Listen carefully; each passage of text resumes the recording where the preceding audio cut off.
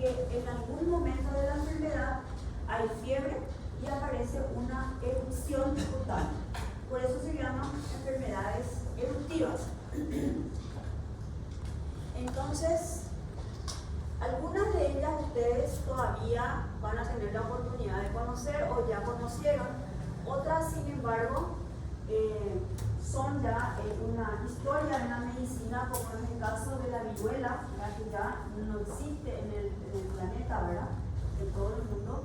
Y otras como que estaban ya erradicadas, pero sin embargo, a raíz de situaciones como, por ejemplo, los antivacunas, hay sociedades, religiones, ¿verdad?, que no permiten la vacunación de sus hijos, entonces estamos otra vez en peligro de volver a tener epidemias, como por ejemplo el sarampión, que era una enfermedad ya casi olvidada, pero que en este momento estamos otra vez con epidemia en varios países y sobre todo en países que son muy cercanos a nosotros como Argentina y Brasil. Entonces, de ahí la importancia de que volvamos a hablar de estas enfermedades porque pueden volver a aparecer sobre todo el sarampión. Entonces, enfermedades asintomáticas son aquellas, un grupo de enfermedades que aparecen en el transcurso de la infancia y que se caracterizan por fiebre y en algún momento la aparición de una erupción cutánea que son muy diferentes entre sí. Bueno, las enfermedades asintomáticas tienen la particularidad de que no coexisten en el momento, o sea, es difícil tener varicela en el mismo momento y un sarampión también, ¿verdad? Entonces no coexisten en el mismo momento. Todas estas enfermedades eruptivas hay una vigilancia epidemiológica muy fuerte con estas enfermedades, porque además que tenemos también el dengue, la chikungunya, Zika, o sea, tenemos también las arbovirosis que entran dentro también de estas enfermedades eruptivas. Entonces, hay que tener un control muy cercano, porque como les dije, son enfermedades eruptivas que se parecen, pero que tenemos que saber identificarlas, para no confundir. Bueno, estas son, ¿por qué son obligatorias las denuncias? Porque entonces van registrados, nosotros tenemos una ficha epidemiológica que los que pasaron por urgencia verán que cada uno tiene otra vez su ficha epidemiológica que hay que completar, ¿sí?, cuando tenemos unas enfermedades eruptivas. Entonces hay que hacer la confirmación si es necesario. Si yo sospecho que es un sarampión o que es una rubeola, que son enfermedades que casi ya no circulan, tengo la obligación de tomar la muestra o enviarle a un laboratorio del ministerio para que se le haga la muestra.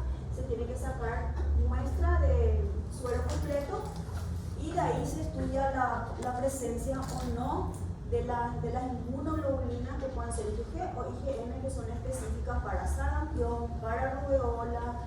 Entonces tenemos la posibilidad también de saber. Entonces, ¿cómo se hace el diagnóstico? El diagnóstico es primeramente clínico. Como todo, tiene que haber una sospecha clínica. ¿Y en qué circunstancias vamos a tener la sospecha?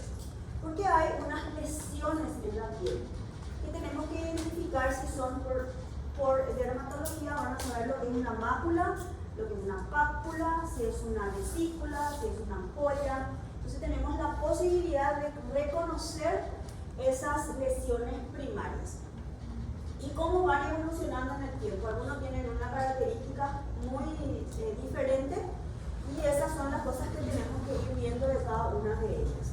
Si relaciona con algún síndrome acompañante, o sea, ese rash que tiene fiebre, se acompaña de adenopatías, empezó primero el rash, después la fiebre, o sea, todas esas cosas forman parte del diagnóstico clínico.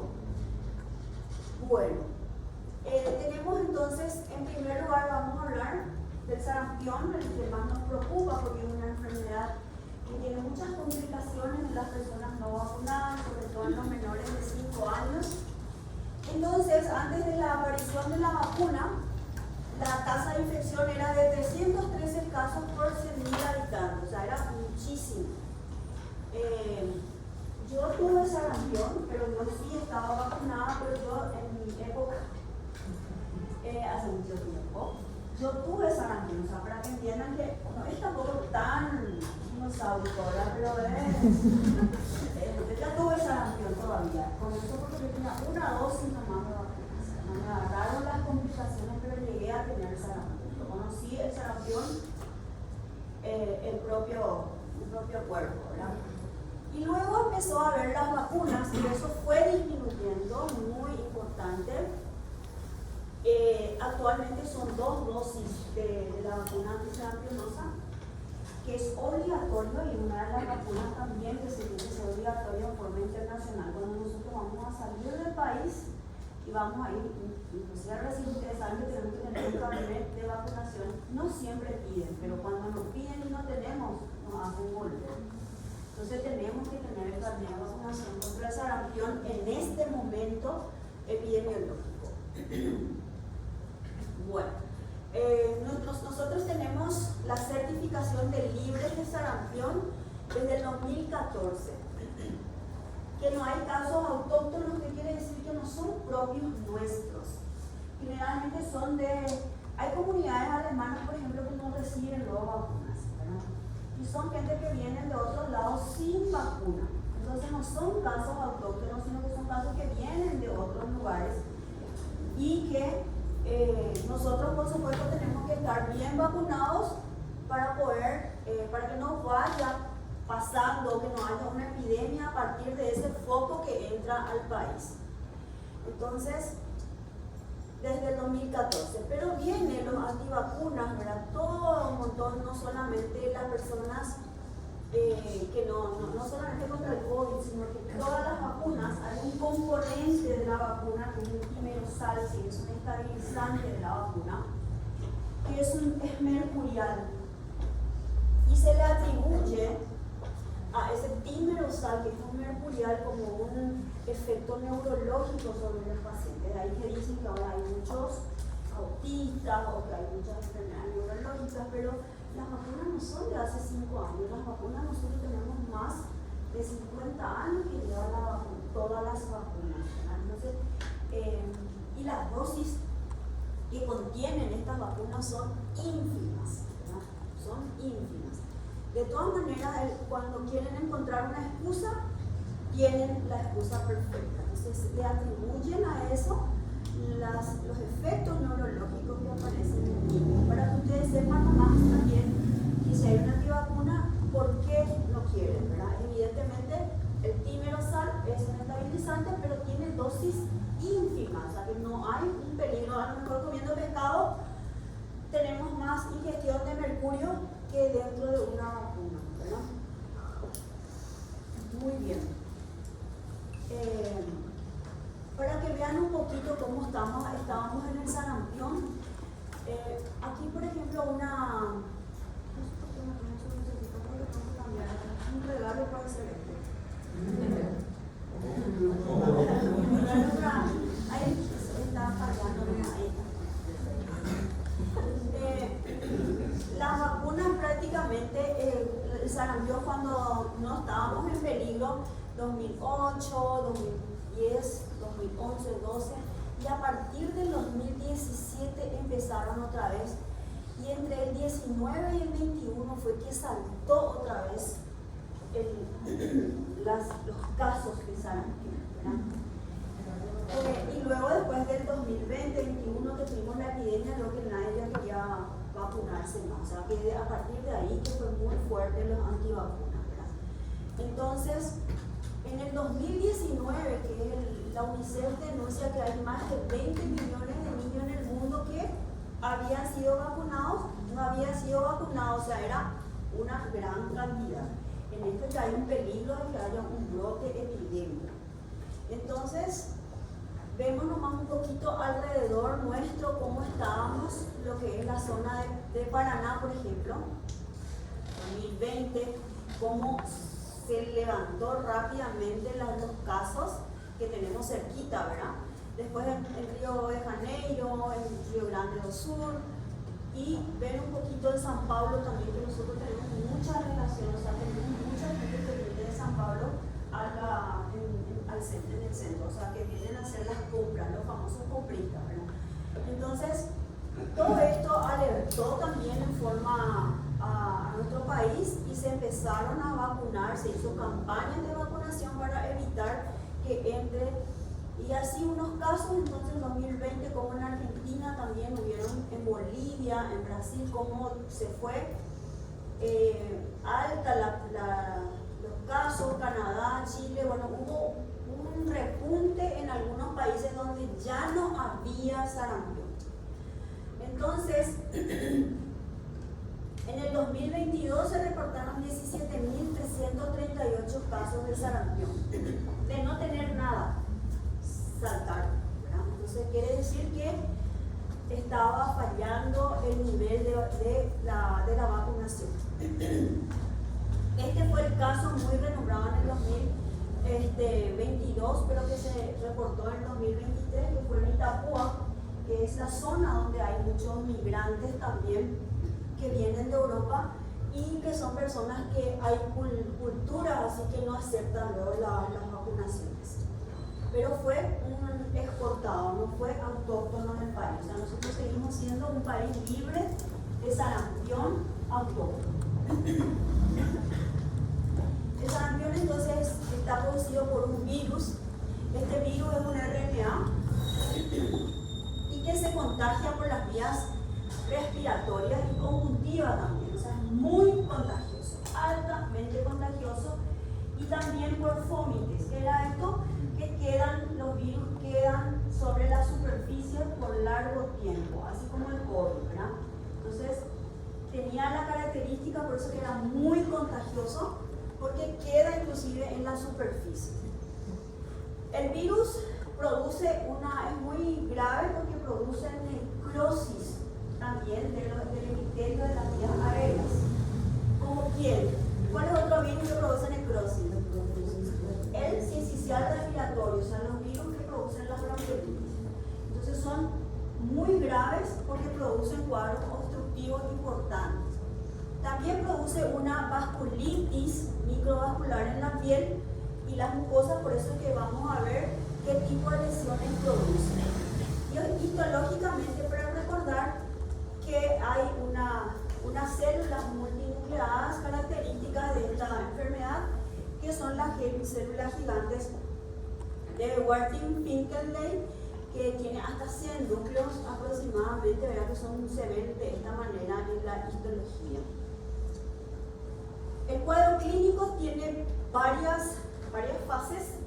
La primera, y la que es imperceptible porque eso transcurre en el momento de la viremia, el virus está migrando a los ganglios linfáticos y que luego que dura más o menos 12 días y no tiene una sintomatología todavía. Sin embargo, el paciente ya está en la viremia y puede ser contagioso.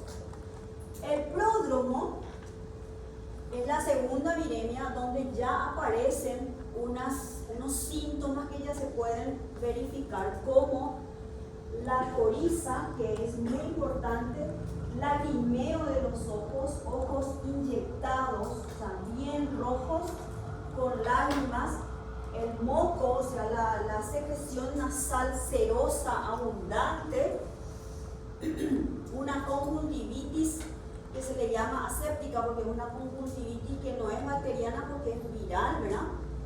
Y que la fiebre en el sarampión también es muy alta, más de 38,5. Luego, primero aparece el enantema, que son unas manchas a nivel de la boca, que se llaman manchas de Koplik, que aparecen a nivel de la mejilla, ¿no? Aproximadamente a nivel del segundo molar, y que pueden verse haciendo un buen examen de la boca. Entonces, el pródromo todavía no tenemos rash, tenemos fiebre y tenemos enantema. Luego, estas son las manchas de Koplik, que son más grisáceas, que están aproximadamente a nivel del segundo molar hacia la cara de la mejilla, cara interna, ¿verdad? Bueno, manchas de Koplik entonces en el periodo prodrómico. Luego tenemos la fase exantemática, que quiere decir que ahí sí, después de la fiebre alta, aparece la Y ahí se inicia entonces la fase exantemática. Es máculo-papular, ¿qué quiere decir? Que son manchas, pero que se palpan. Porque pápula quiere decir que es perceptible, ¿sí? Se siente. Y son confluentes, es decir, que forman como hilitas. Se juntan un montón de lesiones y se van formando como islitas. Esas son las confluencias. Entonces, máculo-papular confluente. Que donde inicia generalmente el paciente cuando llega a iniciar detrás de la oreja, tiene más insistencia en el cuello, luego se disemina por todo el cuerpo en forma centrífuga y va desapareciendo con descamación que es parecida al salvado. Como un café con leche queda la descamación al final de la erupción. Esta es la fase también donde comienza la producción de anticuerpos, lo que hace que se limite un poquito la replicación viral. Luego está la fase de recuperación, donde la última en desaparecer es la tos, que puede durar hasta 10 días en la fase también, muy importante porque a veces ya estamos tranquilos, se fue la fiebre, se fue el exantema y empieza la fase de complicaciones. ¿Y cuáles son las complicaciones más frecuentes del sarampión? Son las bronconeumonías, el crup laringio, que es muy importante. En este caso acá vamos a ver cómo empieza, por ejemplo, cómo son las confluencias de acá cómo se forman pequeñas islitas, ¿sí? Esa es la confluencia. Empieza generalmente detrás de la oreja y va tomando todo el cuello, ¿sí? Aquí pueden ver en forma más general cómo al mirar así uno ve cómo tiene la confluencia, ¿verdad? Forman pequeñas islitas en todo el cuerpo. Ese es el tórax. Entonces las complicaciones pueden haber neumonías, bronconeumonías, que son muy importantes, que son bacterianas, el neumococo, el influenza, el estafilococo aureus son muy importantes en esta fase. Otitis media, la laringotrato bronquitis o crup laringio, que se caracteriza cuando hay un crup laringio. ¿Cuál es la característica? Tos perruna, ¿sí? Esa tos laringia, esa tos que es el famoso Uyawa, ¿sí? Ese que es rudo, grueso, que no va a pasar desapercibido nunca, ¿verdad? Y la encefalitis también, como todo virus, puede producir una encefalitis. Entonces suele dejar daño también permanente y que suele ser muy grave.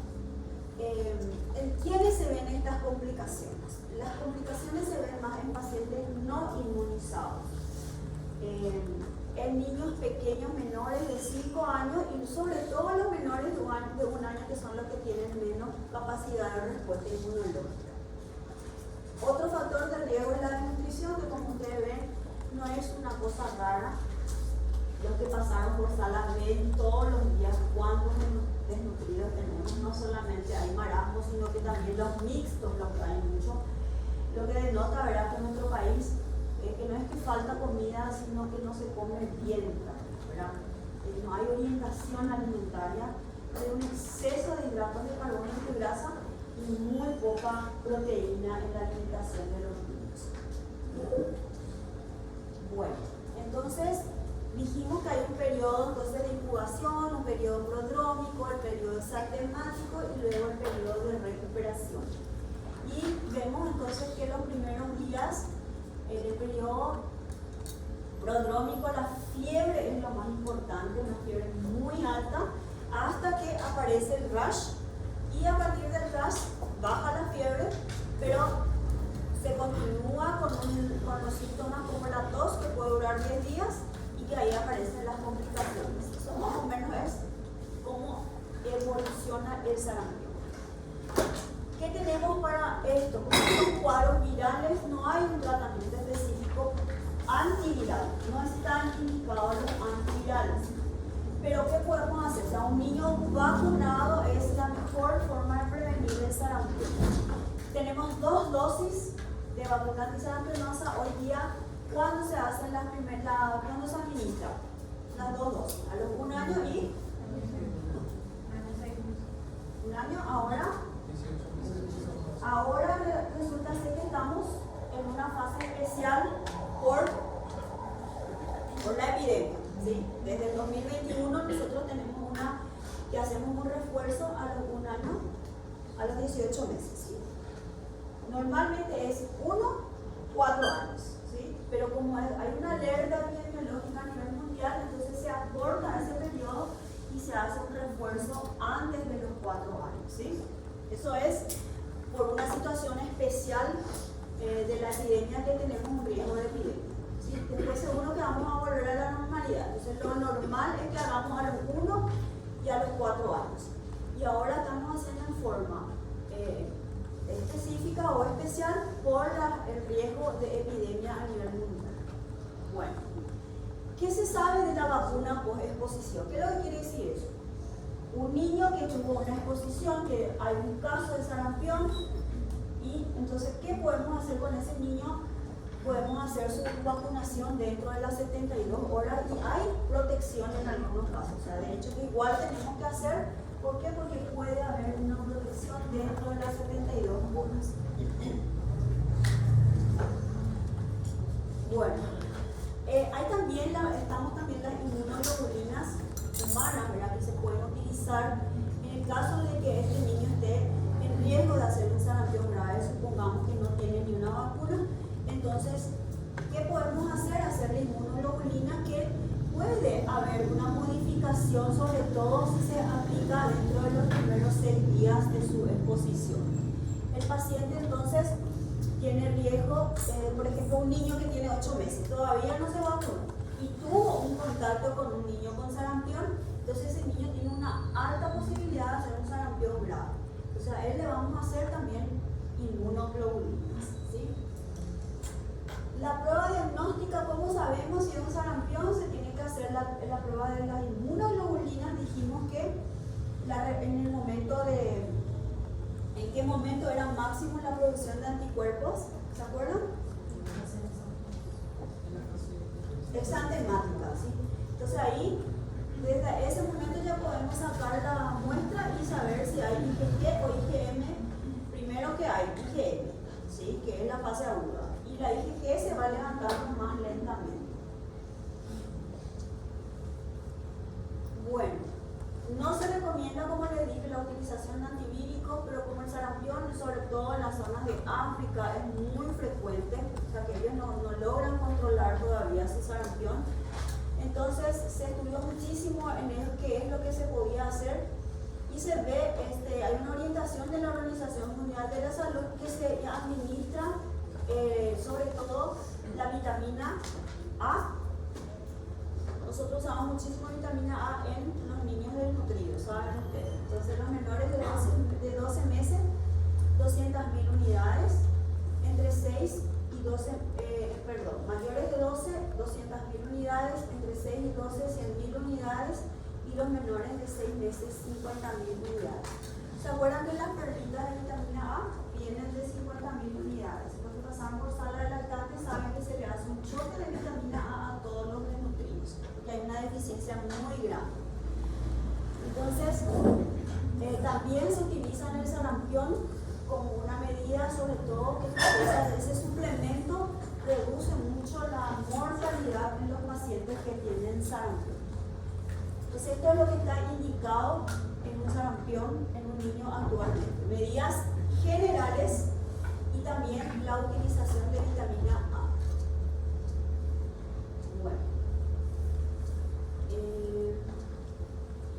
el carnet de vacunación es obligatorio cuando uno sale, o sea que no se vayan a olvidar porque les pueden pedir en cualquier momento, y eso es en este momento la Organización Mundial de la Salud da una alerta y es una obligación tener la vacuna de sarampión. Bueno, ¿alguna pregunta de sarampión? No se olviden de reconocer las fases, en qué momento se levantan los anticuerpos, ¿sí? Porque en ese momento nosotros sabemos que tenemos que tomar aproximadamente el tercer día de la fiebre, ¿sí? Que alcanza más o menos el nivel de inicio del aumento de la IgG. Se tiene que tomar suero o sangre entera, ¿verdad? Suero para poder diagnosticar 5 ml, se envía y se solicita específicamente inmunoglobulinas o IgG, ¿y para sarampión, porque hay específico para sarampión. Sí se hace. Se mandan todo, se trae todo el laboratorio acá y si no hay acá se manda todo el laboratorio central. Te retorna en una semana. Si no hay acá, a veces no hay, pero igual se manda todo a función en el laboratorio central. Pero se hace.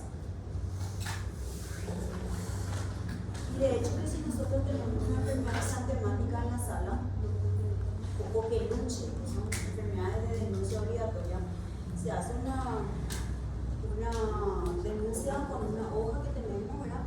Eso se avisa a epidemiología, ellos vienen y toman la muestra y ya envían. Ellos sí ya hacen todo eso, pero vos tenés que hacer la denuncia obligatoria.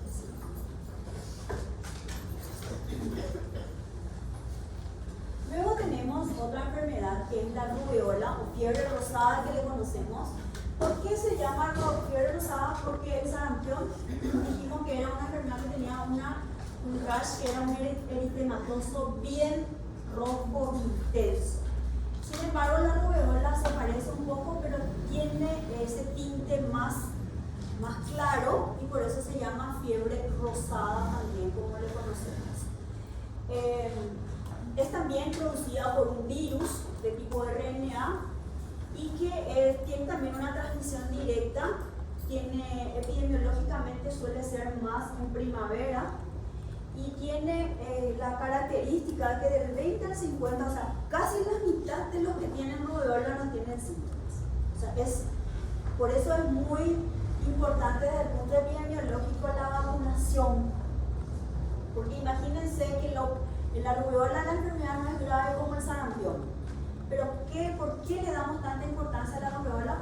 Por la parte de la rubeola congénita, ¿sí? Que es un síndrome que la madre que tiene fiebre rosada o rubeola durante su gestación va a producir en el niño malformaciones. Entonces el síndrome de la rubeola congénita es lo más grave que nosotros podemos tener en la rubeola. Por eso, todas las mujeres en edad fértil deben estar seguras de que tienen su vacuna contra la rubeola. Porque 50% de los niños que tienen fiebre, nosotros no sabemos si de repente es una rubeola o no. ¿Sí? Entonces la mejor forma de evitar este daño permanente y muy invalidante de la rubeola en el feto es la vacunación. El periodo de incubación es un poquito más larga, de 14 a 23 días, y tiene un periodo de contagiosidad después del inicio del exantema hasta 5 o 7 días. La fiebre puede inclusive estar ausente, muy leve, se caracteriza especialmente por la linfadenopatía, o sea, nosotros paciente que tiene febril le palpamos siempre el cuello, está lleno de ganglios, sobre todo atrás su occipital.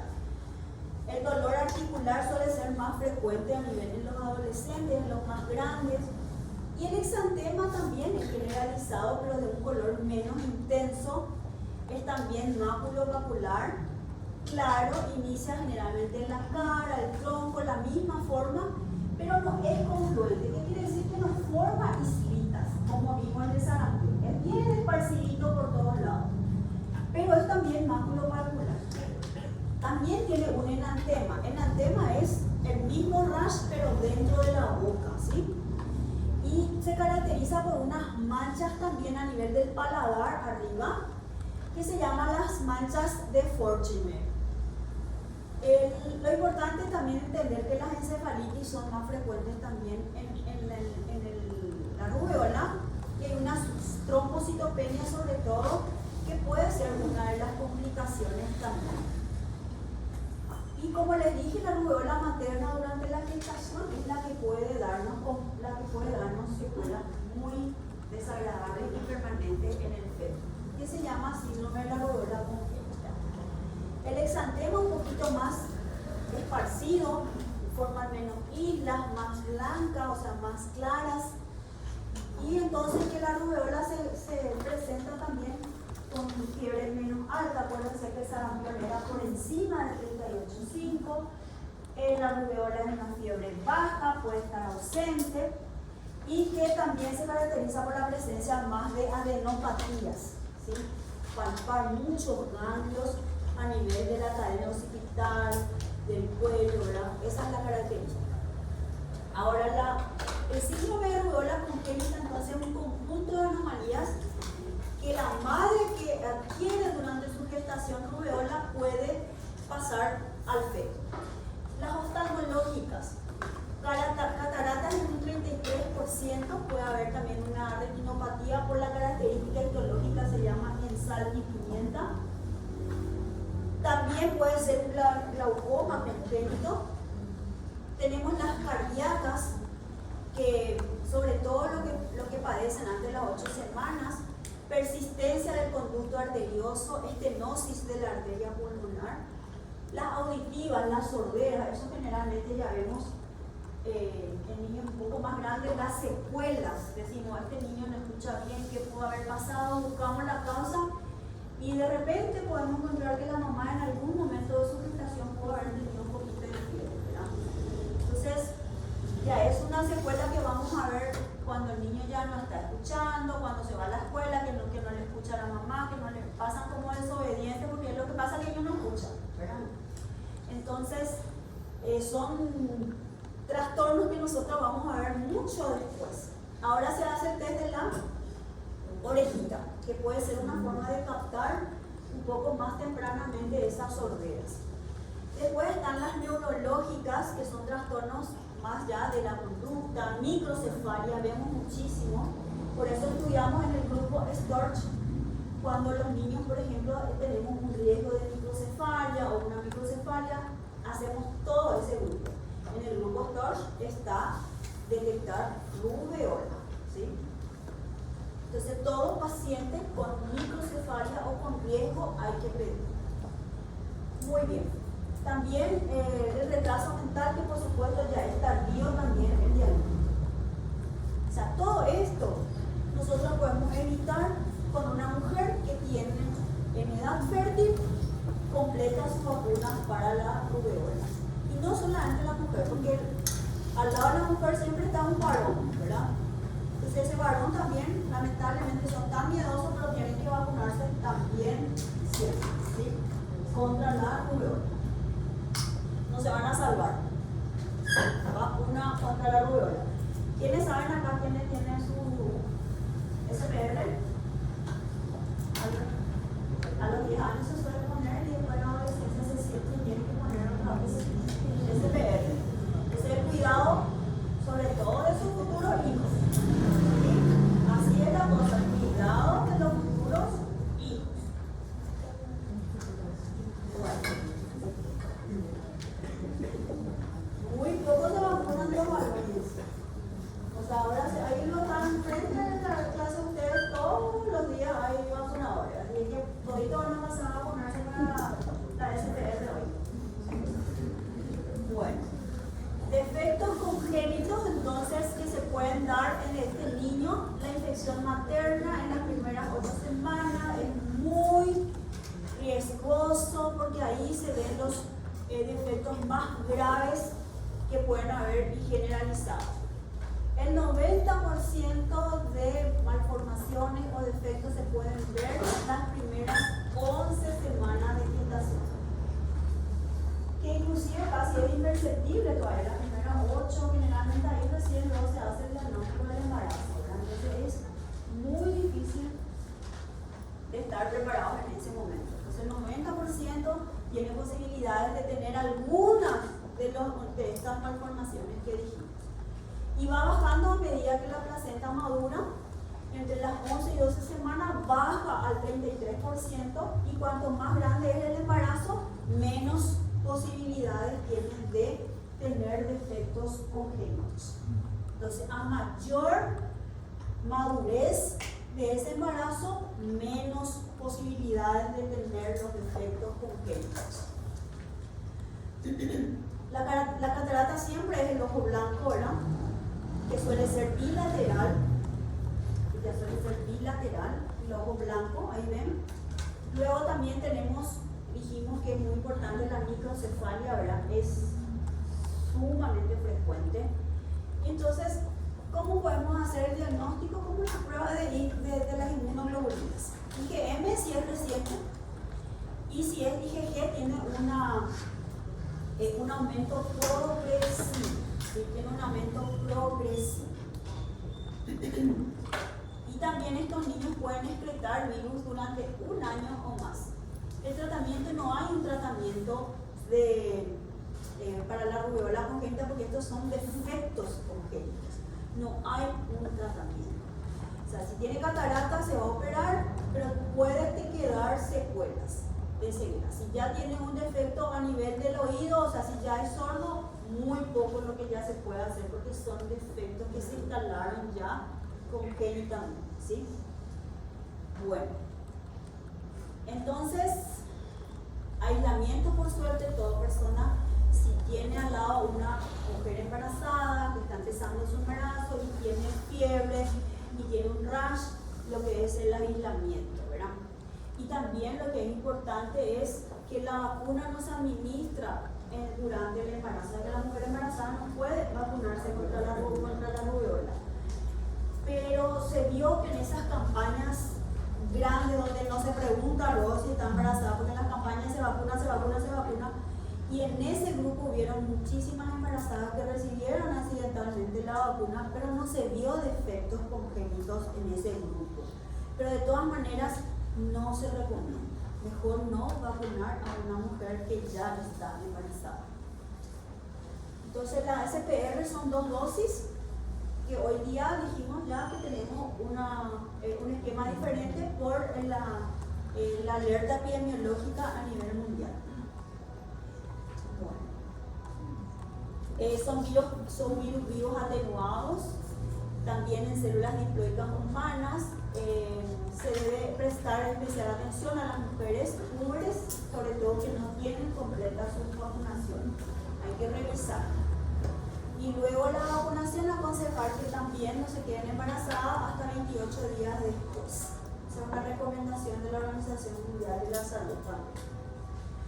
El uso de inmunoglobulinas no se recomienda porque como no es una enfermedad grave, no es necesario, ¿sí? O sea, el que lo padece no es el problema. El problema está contagiarle a una mujer embarazada. Bueno. Entonces, dentro de la rubeola lo que tenemos que saber y tenemos que recordar siempre son las secuelas que pueden dar en el feto, ¿verdad? Si la mujer embarazada lo padece, ¿sí? Por eso que es muy importante que todos estemos vacunados para proteger a ese niño. Bueno, otro grupo, a este sí le conocemos mucho porque esto sigue siendo, la vacuna tiene con las 2 dosis, 85% aproximadamente es su efectividad. Entonces todavía seguimos teniendo epidemias y ya va a llegar, porque generalmente esta es la época en que empiezan a llegar las varicelas y van a ir viendo seguro a pesar de las vacunas, porque la vacuna es obligatoria y nosotros tenemos aproximadamente hace unos 10 años que tenemos ya la vacuna contra la varicela. La varicela tiene la característica porque es bien determinado, su virus es un herpes virus, que le conocemos a todos, causante de muchas otras enfermedades. Es un virus zoster que es neurotrópico y causa infecciones tanto primarias, que es la varicela, luego una infección latente, que es la que queda en los ganglios, y la última, que es la varicela zoster, y que es la recidivante que nosotros solemos ver más en los inmunocomprometidos o en las personas de mayor edad, que es lo que nosotros le solemos llamar, o la gente le llama el juego de San Antonio, ¿verdad? Entonces esa es una recrudencia o una recidivancia del virus zoster que tuvo en la infancia. Bueno, la prima infección entonces es la varicela, ¿sí? La varicela que conocemos en el niño. Esa es la prima infección de la varicela zoster. Que lo que hace es dejar una infección latente por muchísimo tiempo y que luego puede recidivar en forma de herpes zoster. Generalmente la varicela puede causar formas graves también en inmunocomprometidos. La varicela siempre es más grave a medida que el niño es más grande. En los adolescentes y en los adultos la varicela es más grave. Es una infección entonces por el herpes virus. La característica del virus, de las lesiones de la varicela es su polimorfismo, porque empieza como unas pequeñas pápulas rojizas o eritematosas que luego se van llenando de un contenido líquido que son las vesículas. Estas vesículas tienen un halo alrededor rojizo. Luego de esa vesícula se van llenando de un contenido que es mucho más oscuro, más turbio, y se vuelven pústulas. Y por último, a veces con el rascado se rompen y dejan una costra. O sea, esa es la evolución que tiene unas lesiones de varicela. ¿Y qué se caracteriza? Es porque en todo el cuerpo hay de todos los tipos. No es que de una aparecen todas las máculas, luego se ponen todos, no. En una misma persona vamos a encontrar máculas, pápulas, vesículas, costra. O sea, hay un polimorfismo lesional. La afección de las mucosas también, esa misma lesión es muy parecida a las lesiones de herpes de la boca. También vamos a ver, pueden haber en el córneo, inclusive pueden haber en el ojo, en la boca, puede haber en los genitales, en todo el tracto intestinal, inclusive pueden estar las lesiones. Bueno, produce una fiebre que puede ser leve, también no es muy importante la fiebre que aparece y que acompaña generalmente a la lesión. Esto es lo más importante de la varicela. Como pueden ver, hay lugares en que son todavía pápulas, máculas, en algunos son ya tienen un contenido líquido como este que está acá, bien parecidito, bien los más chiquititos, vesículas, y después ya se van poniendo más grandes y tienen una umbilicación, se llama central, que luego se va a volver una costra. En este caso podemos ver algunas con pústulas, que ya es un contenido, un poco más contenido más oscuro, y esto que acá pueden ver una pústula, ¿ven? Su contenido oscuro prácticamente parece como que tiene pus, ¿verdad? Pero no es un contenido que se vuelve nomás más opaco, no es un contenido. Y ve que es una enfermedad, si uno le hace el test, este niño ya está sonriendo, ¿verdad?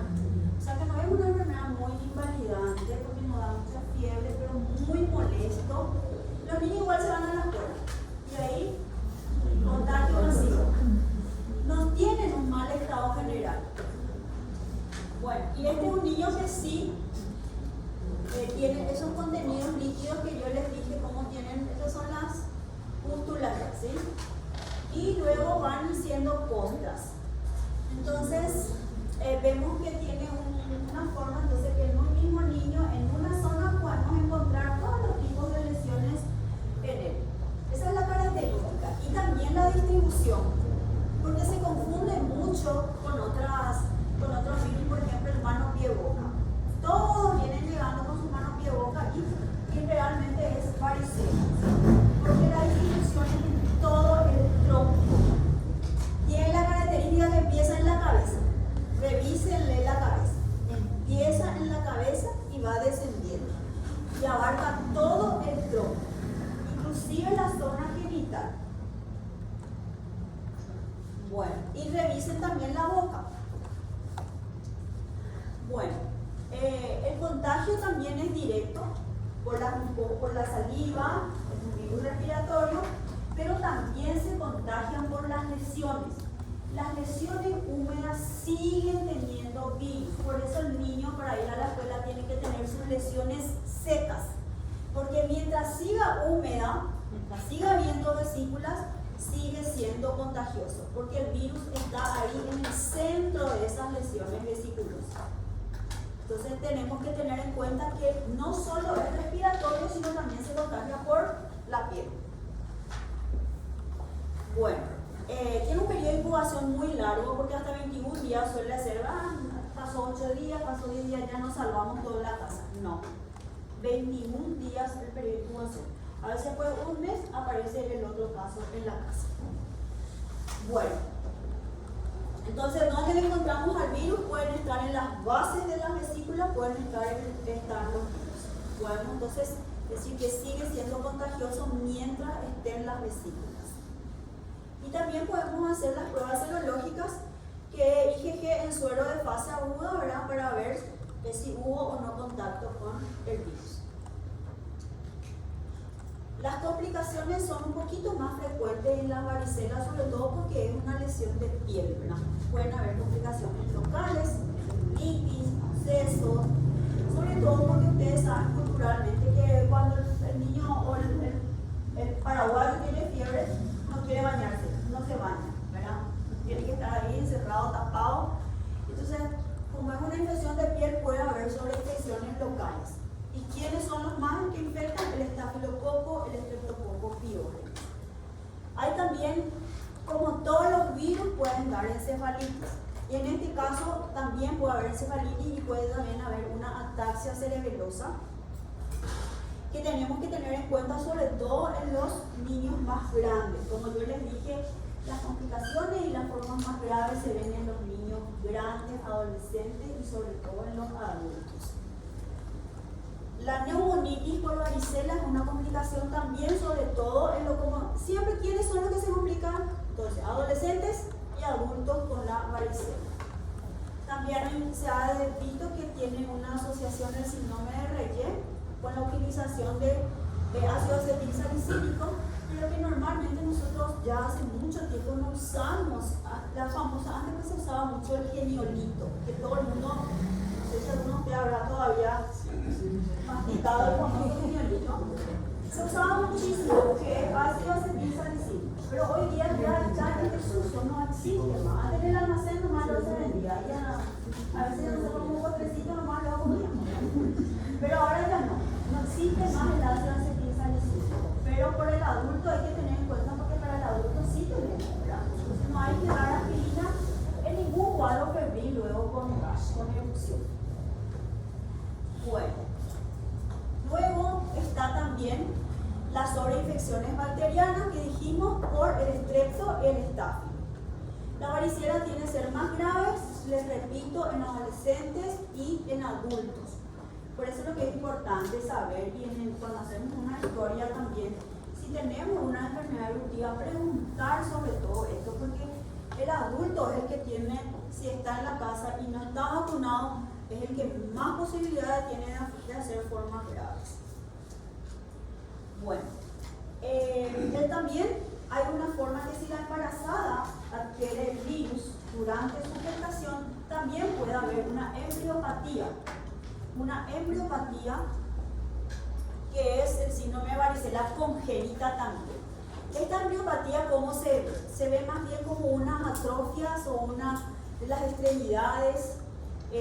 Puede haber también cicatrices a nivel de los miembros y manifestaciones del sistema nervioso central, como todo virus, ¿sí?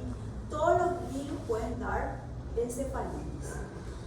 La varicela materna, sobre todo en el primer y segundo trimestre de embarazo, es lo que puede dar esta embriopatía. Y el porcentaje antes de las 20 semanas es del 2%. ¿Sí? Solo que este virus tenemos un poquito más de manifestaciones, entonces podemos aislar a esa mamá cuando empieza a haber una varicela en la casa, ¿sí? Porque tiene muchos síntomas. No es como la rubeola, que no tiene, en un 50% no tiene los síntomas.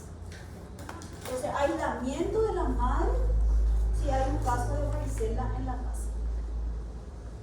Bueno, si es que la exposición se produce, o sea, la mamá no tuvo en el embarazo, pero tiene una exposición después del parto, ahí sí ya se llama varicela perinatal y sigue siendo muy grave también el recién nacido. Bueno, los hijos que tienen cuya madre tiene una varicela activa muy cerca del parto, no tiene oportunidad de crear anticuerpos, ¿sí? Entonces, ¿por qué es grave? Y es grave justamente entonces 5 días antes del parto y 2 días después del parto. Ese es el periodo en el que el niño está totalmente susceptible a hacer formas graves, porque no pudo desarrollar anticuerpos. Entonces es muy grave y tiene que hacerse inmunoglobulina específica el niño que tuvo esta característica. Mamá que tuvo una varicela entre el 5.º día antes y 2 días después del parto. Esto, en cuanto al tratamiento, estos niños tienen que recibir, los recién nacidos tienen que recibir inmunoglobulina específica. El caso del tratamiento en forma general, la Academia Mexicana de Pediatría no recomienda hacer un tratamiento sistemático a todos los niños con varicela. ¿Quiénes son los que tienen que recibir? Sobre todo los que no tienen vacuna y los niños que son más grandes, los escolares y sobre todo los adolescentes. Se utiliza aciclovir, que es el específico para la varicela, y se puede usar hasta un máximo de 800 miligramos por dosis cada 6 horas por 5 días. También las embarazadas pueden recibir el aciclovir sin problema. Los inmunocomprometidos, sobre todo que tienen una afectación del sistema nervioso central, se tienen que hacer intravenoso. Nosotros tenemos aciclovir en forma de suspensión, comprimidos, y tenemos también intravenoso. Entonces, los inmunocomprometidos, los niños que pueden hacer formas graves, tienen que recibir en forma endovenosa. Una encefalitis, por ejemplo, tiene que recibir endovenoso internado. Se recomienda dentro de las 24 horas del comienzo del exantema, donde tiene máxima eficacia. Una varicela que viene al 5.º día, yo no tengo ya que hacerle aciclovir, no vale la pena, porque el virus ya se replicó, ya está en fase de efervescencia. Entonces, ¿dónde tiene eficacia? Las primeras 24 horas, ¿sí? Tenemos la vacuna que es de origen coreano, el nuestro, con mucha controversia ahora, pero sigue siendo útil. Es la que tenemos, es la que el país puede comprar. Entonces, no sirve, tiene una eficacia de 85% y 97% de prevenir las formas graves. Una persona vacunada, dijimos que las lesiones suelen ser de 500 lesiones un niño puede tener. Y si está vacunado con 2 dosis, generalmente va a tener una varicela, pero en vez de tener 500 lesiones va a tener 50. Es decir, que disminuye mucho las formas graves. O sea, que nosotros podemos seguir teniendo varicela. Yo he visto niños que sus hermanitos que tienen una dosis, muchas lesiones, y el que tiene 2 dosis, le sale 3, 4, y que solamente mirando bien uno se da cuenta que es una varicela, ¿sí? Por eso es muy importante revisar bien a los hermanitos que tuvieron contacto. Bueno. Y la segunda, más o menos tenemos entonces las dosis iguales, se hacen ahora ya tenemos 2 dosis en el programa de nuestro país ya tenemos 2 dosis, antes teníamos una sola dosis, ahora ya contamos con las 2 dosis que se recomienda en forma mundial. Y eso no hace mucho tiempo, hace poco nomás tenemos las 2 dosis. Bueno, entonces, la vacuna por exposición, ¿qué tiene que ver? Como es una forma grave también, entonces se pueden vacunar dentro de las 72 horas también, así como en el sarampión, porque era una forma grave, ¿verdad? Entonces podemos vacunarle también a los niños, o a las personas sobre todo que tienen posibilidad de hacer formas graves. La aciclovir, entonces, lo ideal es hacerlo dentro de las 24 horas, pero igual muchas veces se puede hacer un poquito más. Y la vacuna no debe administrarse tampoco a embarazadas. O sea, ni la rubeola ni la varicela no se administra a las embarazadas, porque son virus vivos. Bueno, También tenemos que hay una inmunoglobulina específica para varicela, pero que no tiene el país, no podemos tener, son muy costosos. No tenemos como país en todas las regiones, por ejemplo, para usarla, pero quiero que sepan que hay una inmunoglobulina específica para varicela, ¿verdad? Que sobre todo los pacientes inmunocomprometidos deben utilizar. Luego está entonces la varicela zoster, ¿sí? Luego tenemos la infección latente. ¿Dónde está la infección latente?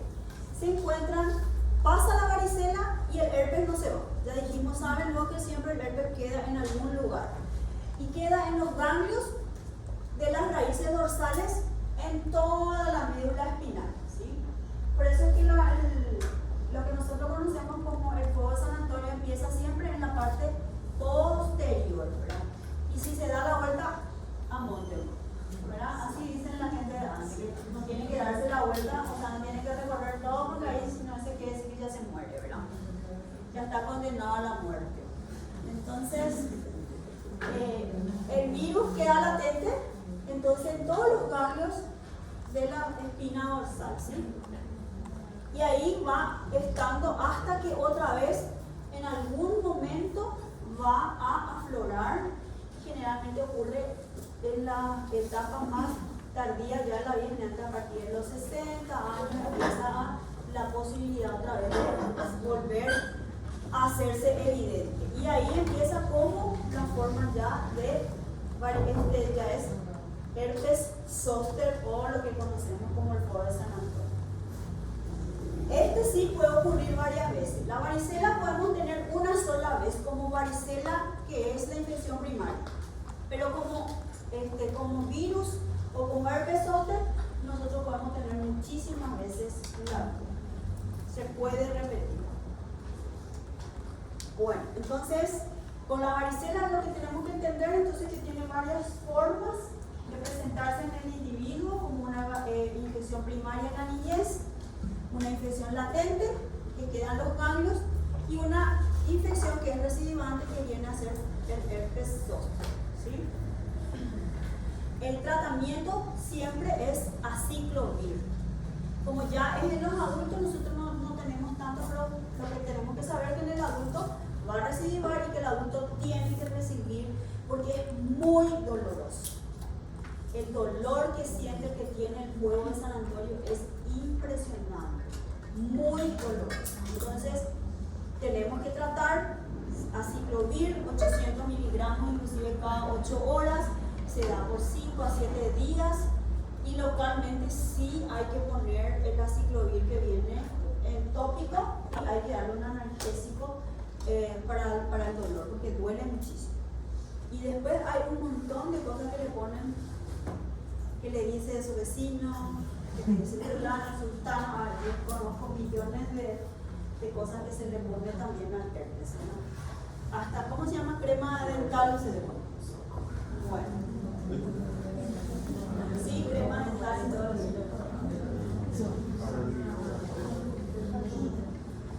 El otro que vamos a conocer es el mano, pie, boca, que estamos viendo bastante, estamos viendo esta es la época en otoño en que empieza a aparecer el mano, pie, boca, que es una enfermedad más de los más pequeñitos. Y se llama así, es producida por un virus del grupo de los enterovirus, no es un herpes. Le parece muchísimo las lesiones, pero no es un herpes, es un enterovirus que suele ser generalmente el coxsackie. ¿Y qué le caracteriza? Se llama así por la distribución que tiene. Mayormente, entonces empieza a nivel de la boca, pero es característico porque en el herpes lo vemos en la palma. Sin embargo, el mano, pie, boca primero aparece en la palma y en la planta de los pies. Entonces, esa es la característica, la diferenciación.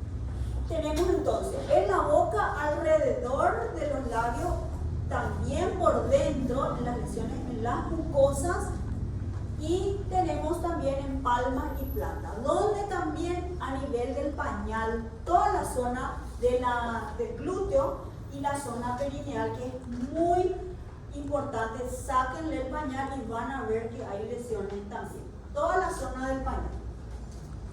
Entonces, esta es la característica.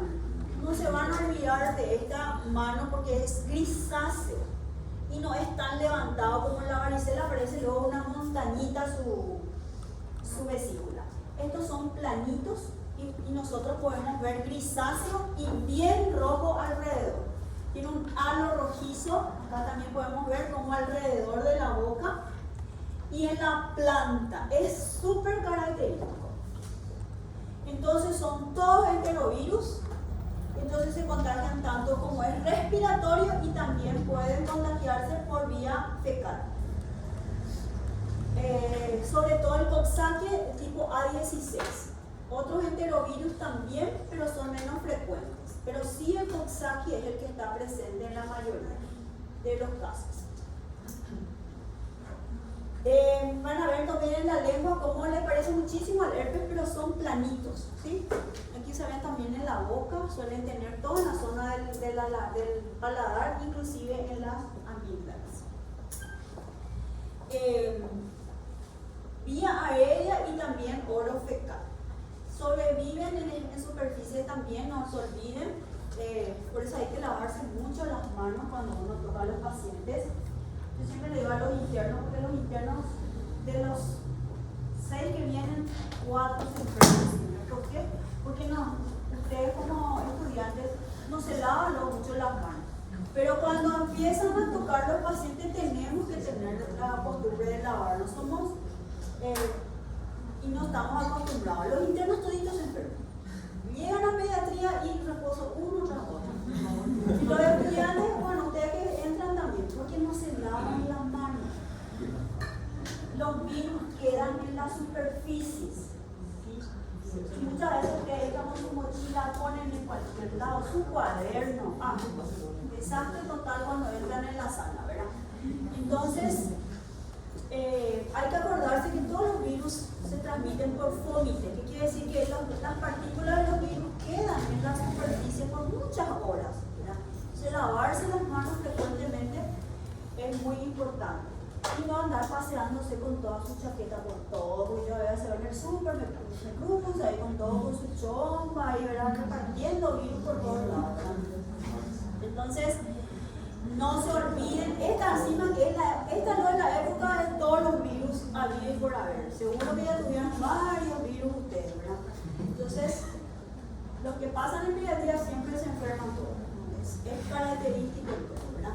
Pero es porque no se lavan las manos, no tienen su cuidado de bioseguridad. Bueno, entonces, en mano, pie, boca es un virus también epidémico, se ve en los niños un poquito más pequeños, no se ve tanto en los escolares, se ve más en los preescolares y lactantes. Bueno, y la característica es esta, no se van a olvidar. Al principio, si solo ven en la boca, uno a veces se equivoca y puede pensar que es un herpes, pero mirar la palma, mirar la planta y la zona del pañal va a hacer la diferencia, porque casi no tiene en el tronco, casi no tiene en el tronco. Bueno, se observan con facilidad, son más o menos unas pequeñas vesículas que son grisáceas. Después, estas partículas también, como son líquidas, su contenido, ahí también están los virus. Bueno, estas son unas secuelas que quedan a nivel con el virus humano que boca. Después de 15 días, a veces en un mes, vienen y se les caen las uñas.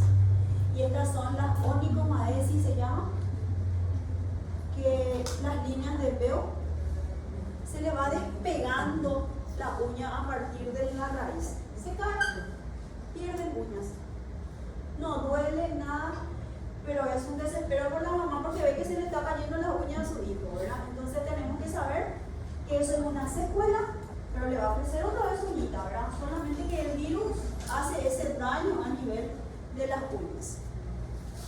Y vemos mucho.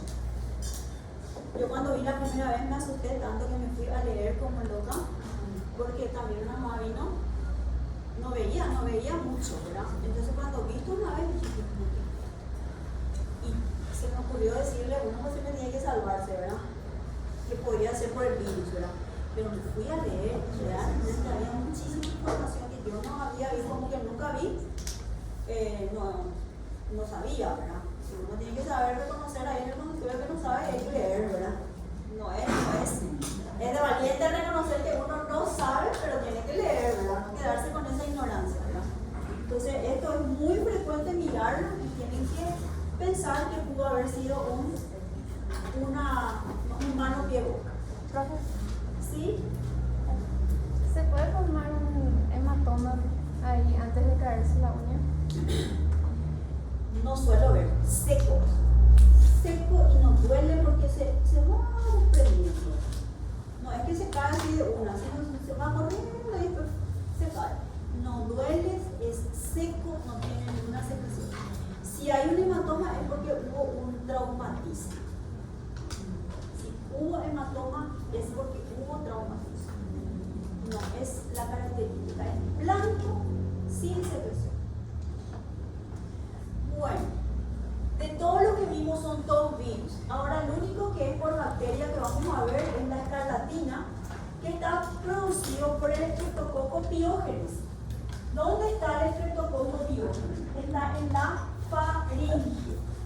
O sea que la escarlatina empieza como una faringitis streptocóxica y las toxinas de ese Streptococcus pyogenes es lo que produce la escarlatina. ¿Sí? Entonces, el Streptococcus pyogenes está en la faringe y sus toxinas son las que produce la escarlatina. ¿Sí? Es un rash eritematoso intenso que tiene la característica de ser áspero, por eso se llama en papel de lija. Cuando yo toco esa superficie es igual que yo esté tocando un papel de lija. Ocurre generalmente en menores de 10 años y la asociación es con la faringitis. O sea, el estreptococo de la faringe es el que produce la escarlatina. El estreptococo de la piel, que es lo que más produce. Glomerulonephritis. O sea, que tenemos que acordarnos que las cepas de estreptococo pyogenes de la faringe son los que más producen escarlatina y fiebre reumática. Y los estreptococcus pyogenes de la piel, o las cepas de piel, son las que producen más las afecciones renales como las glomerulonephritis post-estreptococcus. Suele ser tema de examen, por eso les repito. Entonces, porque hay dos tipos de cepas, las nefritógenas y las de la faringe. Bueno, entonces se contagia también fácilmente, ¿verdad? Porque es a través de la saliva, pero tiene el tratamiento específico como es una bacteria que se utiliza antibióticos. Entonces, el inicio siempre es una fiebre alta, cefalea, vómitos, malestar general, dolor abdominal, dolor de garganta, el enantema rojo brillante en el paladar. Siempre es muy importante mirar la boca porque tiene un enantema que son muy intensa, la lengua es blanca, saburral y las papilas son muy edematosas y dan ese aspecto de fresa, por eso se llama lengua en fresa. El exantema aparece generalmente 12 a 48 horas del inicio de la fiebre o de la faringitis y tiene la característica de que tiene una palidez alrededor de la boca. Luego se descama, una vez que termina el exantema aparece generalmente una exfoliación también que es muy notoria, sobre todo en palmas y plantas, que es característico también parecidas al salvado. El diagnóstico es clínico, yo tengo que tocar esas lesiones, imposible de olvidar cuando uno toca una escarlatina. Y también se puede aislar el estreptococo del grupo A, el piógenes, a partir de un hisopado de faringe. Y el asto también puede ser, acuérdense que el asto es también una forma de saber si hay o no un estreptococo del grupo A, una antiestreptolicina, ¿sí? Pero tiene que ser con títulos crecientes. Uno solo no me sirve, tiene que ser títulos crecientes de astro. El tratamiento es una sola dosis de penicilina benzatínica. La penicilina benzatínica es una penicilina natural, pero de depósito. ¿Qué quiere decir? Que se deposita en las proteínas del músculo y se va liberando lentamente. Y dura 28 días, dura su liberación. Entonces, mi tratamiento es una sola dosis de penicilina benzatínica. Si es menor de 27 kilos, es 600.000 unidades. Y si es mayor, generalmente ya 1.200.000. Acuérdense que la penicilina benzatínica viene de 2.400.000 y de 1.200.000. ¿Sí? Eso se usa mucho en los adultos en la LUES, ¿verdad? Se usa mucho en LUES. Bueno. La escarlatina da una fiebre muy alta desde el principio. El exantema entonces es de tipo áspero en papel de lija. Lo que le caracteriza es que en la fase aguda tenemos una faringitis muy importante y la lengua en fresa. Esto es lo que ven. Ven ustedes la lengua saburral blanca y cómo se ven las papilas muy edematosas. Y eso le da el aspecto de fresa, ¿sí? Las amígdalas, como hay una amígdala enorme, una faringoamigdalitis, este es un exudado, esos blancos que ven son exudados. Entonces, todo el paladar tiene también ese mismo eritema rojizo. Bueno, y este es como la palidez alrededor es muy importante. Todo su rostro es rojo y bien alrededor tenemos también la palidez alrededor, ¿verdad? Y por último creo que tenemos también las líneas de Pastia, que es un dermografismo. Tiene su rash y nosotros con el dedo nomás tenemos que hacer unas rayas y va quedando estas líneas. Se llaman líneas de Pastia. Y la lengua en fresa para no olvidar. Esto es característico. Miren lo que son sus papilas, cómo están esquematizadas, ¿sí? Súper interesante. Yo cuando vine recién, nunca me olvido, empecé a hacer consultorio. Recién hice toda mi residencia de tercer año y ya vine, ¿verdad? Y entré al consultorio, me mandaron a consultorio. Y uno de mis primeros pacientes fue una escarlatina. Yo me hice diagnóstico, una escarlatina. Me fui rápido con la doctora más antigua. No, doctora, ¿viste una escarlatina? Y ella se nota que ya había 80 en el día, ¿verdad? Yo como algo novedoso, primera vez, después de hacer R3, recién recibida, recién pediatra nuevita, mi primera escarlatina, feliz de la vida, le quería contar a todo el mundo el diagnóstico de una escarlatina, ¿verdad? Les va a pasar, ¿verdad? Porque es súper característico, sí, súper característico. Y me puse muy feliz porque hice un diagnóstico. Bueno. Y esto también para acordarnos un poquito tan mal que pasamos, los estudiantes se portaron súper bien, si por ahí le conocen a algunos, era un grupo ya cuando podíamos inclusive salir.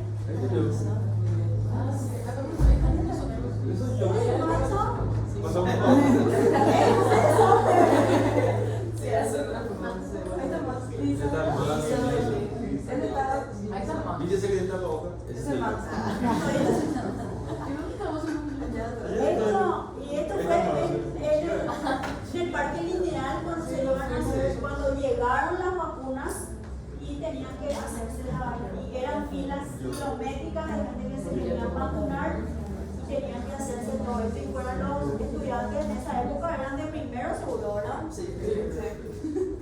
Segundo. Estaban también ya.